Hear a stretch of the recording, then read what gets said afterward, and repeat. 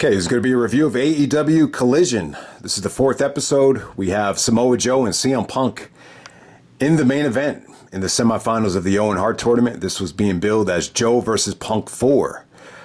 Believe it or not, but we'll get to that a little bit later. So this was from Regina, Saskatchewan, Canada. The province where Bret Hart won the title from Ric Flair. So it's got some historical importance for FTR and CM Punk as they're big Bret Hart supporters. August 7th, 2023, just a couple days ago.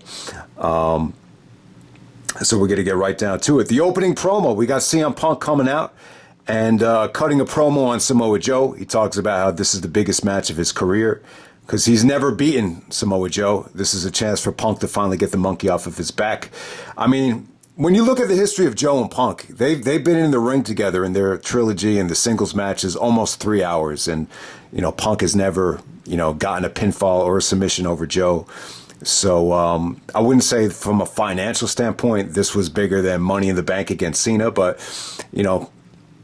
I think for the legacy of CM Punk, just on the indies and his overall body of work, you could definitely argue that it was, his biggest match in terms of getting redemption. So I thought that was pretty cool. I really enjoyed the opening promo. I probably enjoyed this more than most people.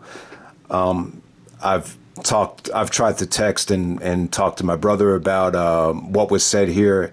There's almost like a nonchalant attitude in terms of Punk's line about the Joe actually shooting him. If Samoa Joe shoots me in a dream, he better wake up and apologize. I thought that was a really, really cool line. So if anyone does not know, that was actually, Punk actually borrowed that line from Reservoir Dogs. That was the diner scene. I can't remember exactly how it played out, but I think it was Michael Madsen and Harvey Keitel. He's like, you want me to shoot this guy? He's like, yeah. You shoot me in a dream, you better wake up and apologize. So obviously Quentin Tarantino probably wrote that line. I'm assuming he might have borrowed that from an older movie. If anyone knows exactly what movie Tarantino borrowed it from, I like to know. But if he didn't, that was a really, really dope line. And I just like the way Punk delivered it. So it was actually from Reservoir Dogs, delivered by Harvey Keitel. And it didn't stop there. I thought Punk did a great job of paying homage to Owen Hart. That's one of the best things about CM Punk is respect, whether it's Eddie Guerrero, whether it's Owen Hart, Punk has always done I think a really, really good job over time of just, appreciating, the guys that came before him. And he said if it wasn't for Owen Hart, he wouldn't have made it into this business, And it's funny, Bret and Owen had that steel cage match at SummerSlam 94 in Chicago. I believe Punk has actually stated that he was in attendance that night. So yeah, it's no secret that Punk is a huge fan of Bret and Owen and the Hart family. And he even paid respect to Stu.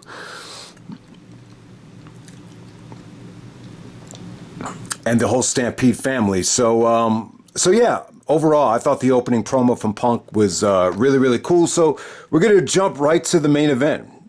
And, I almost get the feeling like I'm really one of the few people that appreciated, some of the stuff that Punk said there. But I thought it was cool, man. And then the match with Joe, we're going to jump right to the main event. They only go about 16 minutes about. So CM Punk finally gets the monkey off his back. I thought it was pretty good. I wouldn't say it was as intense as the tag match that they just had. Like whenever Joe and Punk were in the ring, the crowd was hot. They're in Chicago. I just thought Joe's chops were the most intense they've been in a long ass time. Problem with this match is, Joe he's been out of his prime for such a long time now. It's been, I would say it's been like 15 years since Joe exited his, absolute prime. I would say, like, when you look at Lockdown 2008, when Joe beat Angle for the title, I just felt like Joe was, totally out of his prime by that point. And then the other problem is, Punk he's still trying to make his way back. He's still trying to get into a rhythm. So I think those two things are kind of at odds here. So it's nowhere near the same level as some of their other work together. But yeah, man, it's been, almost 19 years since their last match, which was at All-Star Extravaganza 2, which would actually be Joe versus Punk 3. So that was December of 2004. So long ass time ago. To give you an idea how long ago it was, Cena was still on SmackDown. JBL was still the champion. You know, the Yankees just blew a 3-0 lead to the Red Sox. It was that long ago. So almost 20 years ago. But overall, man, I thought the Canadian crowd was hot for Punk throughout this whole night. I like the way they're booking Joe. I thought Joe looked, really, really good here. They played off of the Chiquita clutch. They played off of the headlock. I thought that was cool. Punk had some really, really stiff knees to Joe. I don't know. I still think, even though, like, the last time you've seen them wrestle, they were in their 20s. Now they're in their 40s. The dynamic still works, and I think the chemistry still really, really worked here.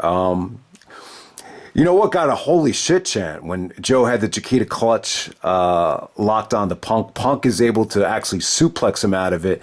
It just looked like he moved a lot of weight. It looked really, really cool because Punk is so skinny compared to Joe. So that to see Punk move all that weight, it actually did get a holy shit chant. So, yeah, Punk did a couple of, he did the Macho Man elbow drop. Eventually, Joe actually had Punk locked in the crossface. And once again, you're getting the crossface in Canada. I didn't even notice it at Forbidden Door when Ospreay did it to Omega. But, it's just, it seems like the crossface has just been adopted by so many different guys over the years that it's hard to even, I don't really think it resonated with the fans that, oh my God, he's doing the crossface in Canada. Like how could you do that? It did, once again, it didn't really come off like that, but Punk was able to fight out the crossface and get to the ropes. When he was going for the second elbow drop, it looked like Joe was going to hit him with the muscle buster, just like at Joe versus Punk 2.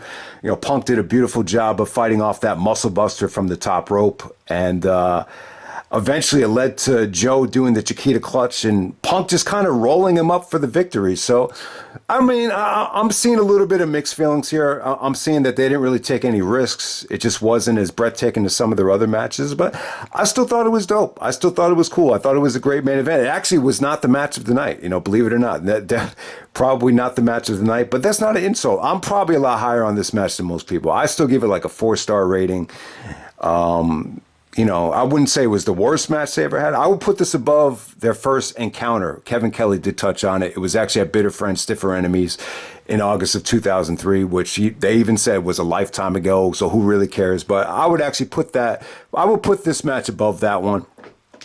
They're both really, really good, though. But, nowhere near the same level as the trilogy. But, hey, man, I thought what WWE did with the Punk documentary, it was really, really cool how they were able to show footage of the Ring of Honor trilogy. And then even on this show right here, Tony Khan and AEW, they did a good job of, showing footage of, how important the trilogy was for Ring of Honor. And it's really cool, man, because, that's what I loved about, Ring of Honor back in the day. Obviously, they were going through a lot of turbulence at the time. There was a scandal. They didn't have a lot of money. They scrapped and tried to find an owner in Carrie Silken. And, the Punk and Joe stuff, it really, obviously it's well documented, but it really did save the company. It really made them feel like a superior product. I mean, think about it, man. That's a hell of an accomplishment, man. The first 5-star match in the United States from the Pro Wrestling Observer since October of 1997. And Joe and Punk did that in October of 2004. So it's a hell of an accomplishment. It's tough to go back to this, 20 years later and recapture the magic, but I thought they did a good job. I'd always say to myself, man, like when Joe came to the WWE, I said, man, that'd be cool if Punk came back and they could finally wrestle. And you didn't get to see it until 2023. So that kind of wraps it up. Just going to talk about some of the other matches. So Ricky Starks actually defeats Powerhouse Hobbs. It was a pretty good match. I thought the fans were really into Ricky. I think Punk is doing a good job of, giving Ricky a rub just by the way he says absolute Ricky Starks. He's really giving Stark's a nice ring to his name. Like I said, man, like the fans really got behind Ricky's comeback, so I thought that was cool. There, he had a tough time moving Hobbs. Hobbs is a big dude. The tornado DDT. I'm seeing a lot of people complain about it being botched, but I thought they got through the match. It actually ends with Powerhouse arguing with QT Marshall. So it looks like Powerhouse might kind of leave the factory, but they went back to Ricky and Hobbs. They struggled at Grand Slam. They had the burden of main eventing that show, and it did not get a great reaction. But Ricky goes over, so it's going to be Ricky versus CM Punk in the finals of the Owen Hart tournament. I think Punk is going to put over Ricky. I think because of what happened, and it's almost like when Brock left WWE. He put over Cena in his first match. I think Punk is going to have the same attitude, like just to kind of give back. Let's put over the up and coming younger star. Who knows? Maybe Tony Khan is against that and he wants Punk to win the Owen Hart tournament. But I think Punk's going to do a really, really good job. And I think AEW will as well, just, promoting Owen Hart's legacy. It's going to be in Calgary, Alberta, Canada. So that's really cool. I'm really looking forward to how they're going to honor Owen more than anything. And I really appreciated that Punk actually told the fans to, don't chant Punk's name. Don't chant Joe's name. Just chant Owen Hart's name. I thought that was really classy. And like I said, man, one of the best things about Punk is how much he's a lot like Brett, where there's a lot of respect, towards a lot of the veterans and the guys that came before him. So that was cool. Next up, you had Julia Hart actually taking on a local girl named Bambi Hall. So you saw Julia Hart hit her, submission finish there, kind of a filler match.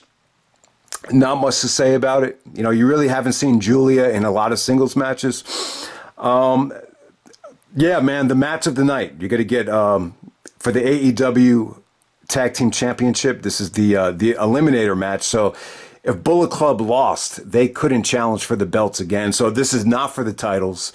But man, they end up going about a half hour. This sets up a 2 out of 3 falls match next week in Calgary. So definitely looking forward to that. This is the best match that Collision's had so far. This is one of the best tag matches of the year. Maybe the best tag match. I'm not even sure. Maybe someone could help me out on that. Was there a tag match better than this? Just straight up 2-on-2 from 2023? I'm really not sure, man. But it was pretty damn awesome, man. They got like 3 commercial breaks here.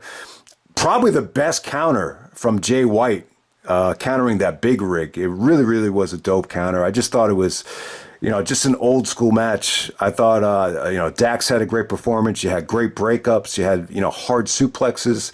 I thought Jay White was awesome here. So the match really, really delivered, man. The ending wasn't great, but, Juice Robinson was able to hit the DDT on Dax to get the pinfall. Jay White did a beautiful job of just keeping Cash away from breaking it up. So you had an awesome, tag match right here.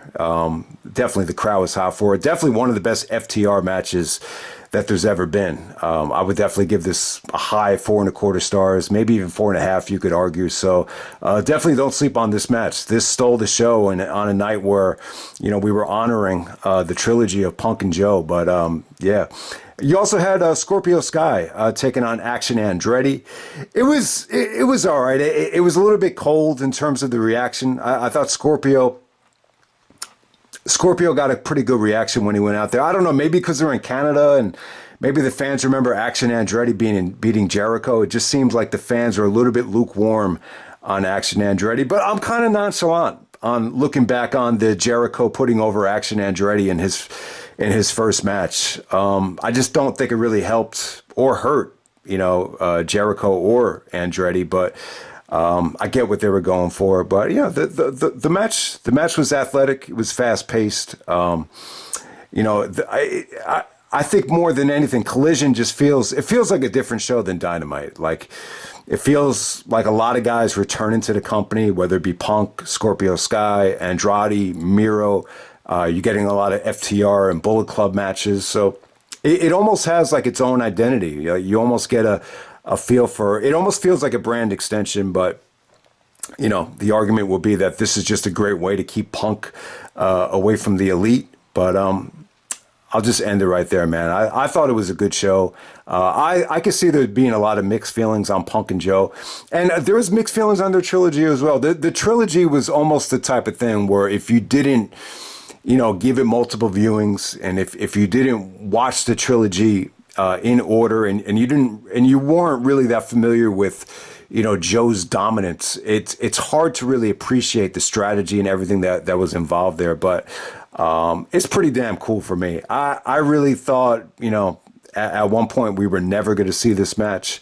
When it kind of, when Joe came back to the WWE, or when Joe came to the WWE, and it reached the point where, Punk was just getting too old to come back, and, maybe this is never going to happen, and finally does happen. So it's pretty damn cool. So I hope everyone enjoyed the review. That's AEW Collision, and I'm out.